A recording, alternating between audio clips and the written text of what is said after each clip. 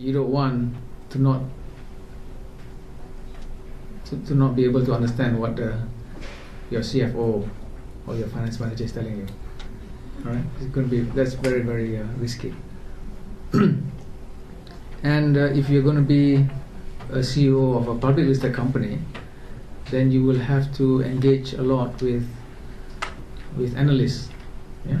Analysts who are going to ask you questions about your company, and they're not going to be impressed if you don't know accounts, because analysts basically work on numbers. They have to come up with financial models of trying to predict how your business is going to perform. Yeah? And if you do briefings, no, because at Bursa Malaysia we have rules which require all listed companies to announce their results every quarter. Yeah?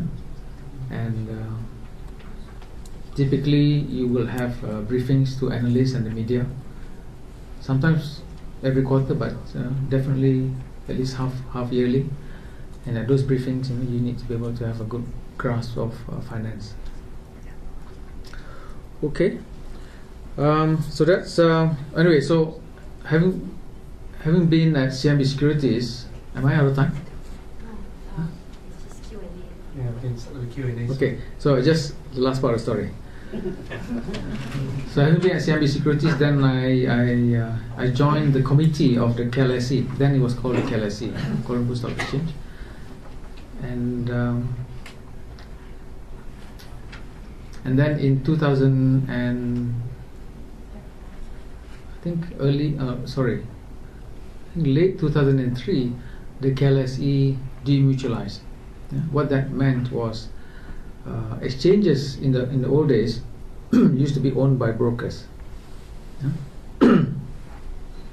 Almost all exchanges in the world were owned by brokers, so they were not companies. They were, I think, companies. What's the word for it? Companies limited by guarantee. They were not companies limited by shares, so they didn't have shareholders. So the brokers gave a guarantee, yeah,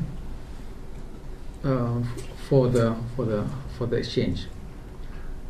So in those situations, you call the organization a mutual organization. Mutual because it's mutually owned, I suppose, by these different brokers. So what happened then was in demutualization, then the brokers, we converted the company into a company limited by shares.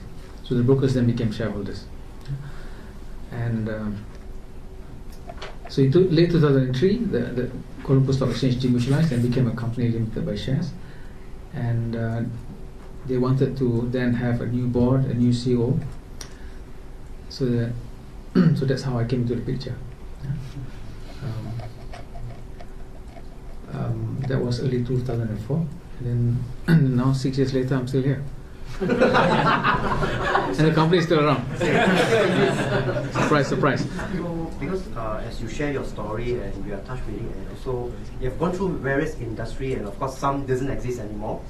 And just want to know that you have gone through different various industry. What is the main or simple learning point that make you continue to stay on, to continue to stay the course to be better and better? I mean, you have gone through different industries. Means the secrets and the main learning point means every time you move to a new industries.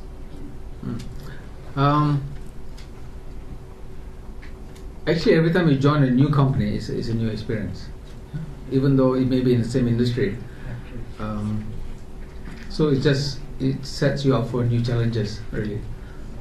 Of course, I've been quite fortunate in that I've moved into many different industries, so I've not had a chance to get bored of industries. But I've been in stockbroking or stock exchange industry now for 10 years, so that's a long time. Hint, hint.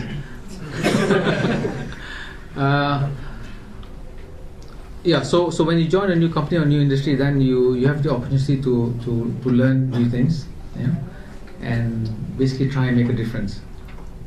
For me, being in general management, it also gives you the ability to try and influence the culture of a place. Now, I like to think of myself as as a manager who's not like Halim Sa'an. Okay? Maybe I should be more like him. Maybe. But what I try and do is try and learn from the boss, the people that I work with along the way, and try and extract the good things, and try and not take on some of the not so good things. But having worked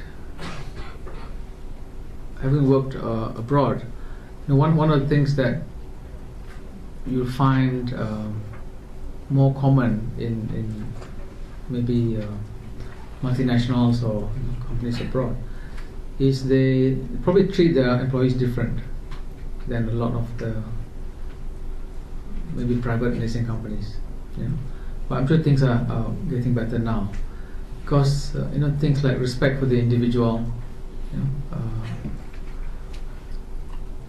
are different in the more developed economies. Of course, in the more developed economies, people also tend to pay more attention to things like quality of life. So it's always a balance, how hard do they work versus how much time do they want to spend on quality time. I think in developing countries it's easier for employers to force people to work hard, because the employees are less likely to complain, whereas in more developed countries it's probably different. So I try and have a more, I like to think that people should have a good work-life balance.